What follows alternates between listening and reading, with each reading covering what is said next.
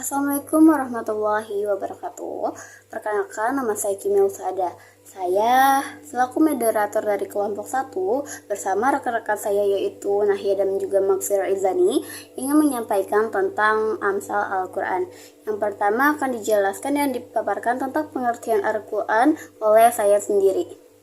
Pengertian Amsal Al-Quran. Amsal adalah bentuk jamak dari kata matsal dan kata mitsal yang berarti misal, perumpamaan atau sesuatu yang menyerupai dan dibandingkan. Sedangkan secara terminologis, amsal adalah sesuatu ungkapan perkataan yang disampaikan dengan perkataan yang lain untuk memperjelas salah satunya.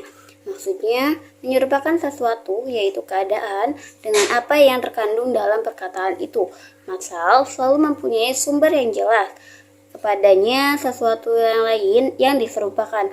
Sedangkan menurut Samak Syar'i dalam kitab Al-Khaisaf menyatakan bahwa amsal menurut asal katanya berarti masal dan an-nazir yang serupa atau sebanding.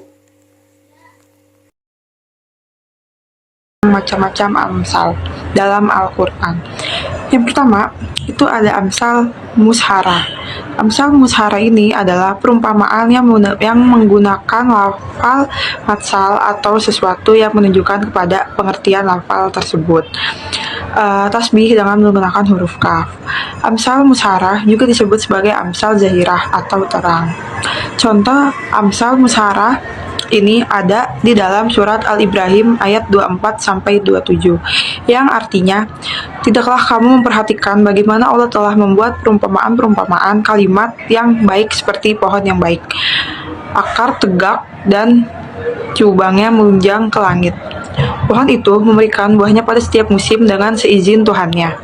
Allah membuat perumpamaan-perumpamaan itu untuk manusia supaya mereka selalu ingat dan perumpamaan kalimat yang buruk, seperti pohon yang buruk, yang telah dicabut dengan akar-akarnya dari permukaan bumi dan tidak dapat tegak sedikit pun.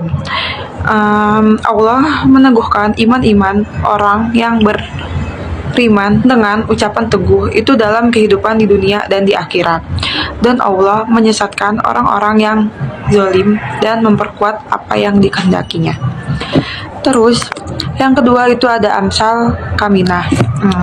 Amsal kaminah ini adalah perumpamaan yang di dalamnya tidak disebutkan dengan lafaz tamsil atau jelas, tetapi menunjukkan makna-makna yang indah, menarik dalam kepadatan redaksi yang mempunyai pengaruh tersendiri bila dipindahkan kepada yang serupa dengannya. Contoh amsal kaminah ini ada di surat Al-Baqarah ayat 68 yang artinya, mereka menjawab, pohon kaminah kepada Tuhanmu untuk kami, agar dia menerangkan kepada kami sapi betina apakah itu. Ini Musa menjawab, sesungguhnya Allah berfirman bahwa sapi betina itu adalah sapi betina yang tidak tua dan tidak muda, pertengahan antara itu, maka kerjakanlah apa yang diperintahkan kepadamu. Yang ketiga ada amsal mursalah. Amsal mursalah ialah kalimat-kalimat bebas yang tidak menggunakan kata perumpamaan secara jelas, tetapi kalimat-kalimat itu berlaku sebagai perumpamaan. Contoh amsal mursalah ada di surah Al-Maidah ayat 10 yang artinya, katakanlah tidak sama yang buruk dengan yang baik. Meskipun banyak yang buruk itu menarik hatimu, maka bertakwalah kepada Allah hai orang-orang berakal, agar kamu mendapatkan keberuntungan. Faedah-faedah amsal. Yang pertama, menampilkan sesuatu yang makul rasional dalam bentuk konkret yang dapat dirasakan indera manusia, sehingga akal mudah menerimanya, sebab pengertian-pengertian abstrak tidak akan tertanam dalam benak kecuali jika ia dituangkan dalam bentuk indrawi yang dekat dengan pemahaman. Misalnya, Allah membuat perumpamaan bagi orang yang menafkahkan hartanya secara hikayat, bahwa ia tidak akan mendapatkan pahala sedikit pun dari perbuatannya itu. Yang kedua, mengungkapkan hakikat-hakikat sesuatu yang tidak tampak seakan-akan sesuatu yang tampak. Yang ketiga, mendorong orang yang diberi matsal untuk berbuat sesuai dengan isi matsal jika ia merupakan sesuatu yang disenangi jiwa. Misalnya, Allah membuat matsal bagi keadaan orang yang menafkahkan hartanya di jalan Allah, di mana hal itu akan memberikan kepada kebaikan yang banyak. Keempat, menjauhkan dan menghindarkan jika isi matsal berupa sesuatu yang dibenci jiwa, misalnya tentang larangan menggunjing.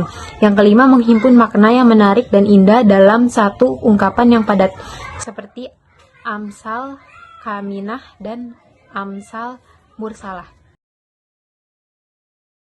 Kesimpulan yang pertama adalah Amsal merupakan kerangka yang menampilkan makna-makna dalam bentuk yang hidup dan juga jelas dalam pikiran. Menyamakan hal yang gaib dengan yang hadir, yang abstrak dan dengan yang konkret, dan menganalogikan sesuatu dengan hal yang serupa. Kesimpulan yang kedua, faedah mempelajari Amsal Al-Quran yaitu menyampaikan sesuatu yang rasional dalam bentuk konkret yang dapat dirasakan indera manusia sehingga akal dapat menerimanya, mengungkapkan hakikat-hakikat sesuatu yang tidak tampak seakan-akan sesuatu yang tampak, menghimpun makna yang menarik dan indah dalam satu ungkapan yang jelas. Untuk yang kesimpulan yang ketiga, dalam aspek pendidikan, Amsal bertujuan untuk membuat manusia berpikir dalam hal materi. Amsal Al-Quran mengandung pelajaran tentang keimanan, akhlak, ibadah, sejarah keislaman, dan juga keilmuan dengan menggunakan akal yang baik.